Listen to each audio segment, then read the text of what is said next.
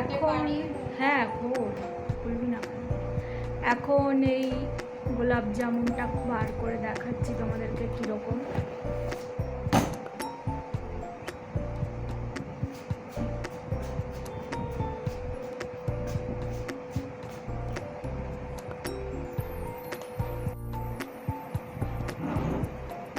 আমি কাছে আসবো, অসুবিধা হচ্ছে সেটা বলবে? না না অসুবিধা কেন,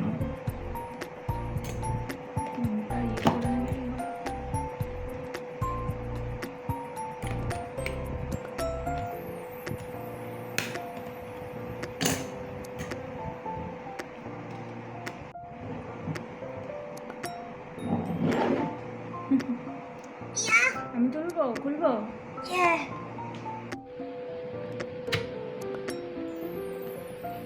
তুমি এত ইজিলি কি করে তুললে?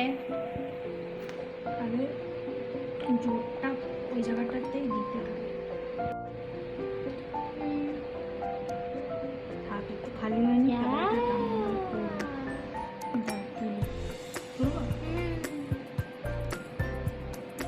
দেখতে তো ভালোই লাগছে। প্লিজ খানে में बुरा मत होना। দিতে দেবো, তুমি খাবে? আর তুলবো না এখন না, পরে ঠান্ডা হবে তো। এটা ঠিক করে নে বাটিটা।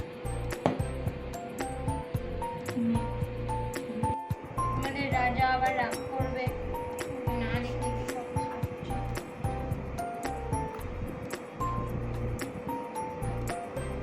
ডাব্বার গোলাপ জামুনগুলো তাও খেতে ভালো হয়, কিন্তু রসগোল্লাগুলো একদম ভালো হয় না খেতে, কারণ খেয়ে দেখেছি। গোলাপ জামুন এর আগে খেয়েছি, এই কোম্পানির খাইনি, হলদিরামের খেয়েছি। হলদিরামেরটা বেটার। হ্যাঁ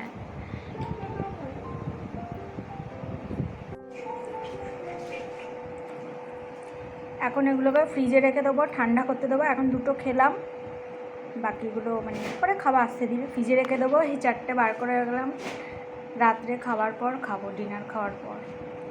ঠান্ডা ঠান্ডা গোলাপ জামুন খেতে আরও বেশি ভালো লাগে। একটা জিনিস অ্যাড করবে, সবাই তো মানে সবাই না, অনেকেই গোলাপ জামুন বলে গরম গরম খায়, গরম গরম খেতে ভালো লাগে, বিয়েবাড়িতেও দেয় বলে গরম গরম গোলাপ জামুন।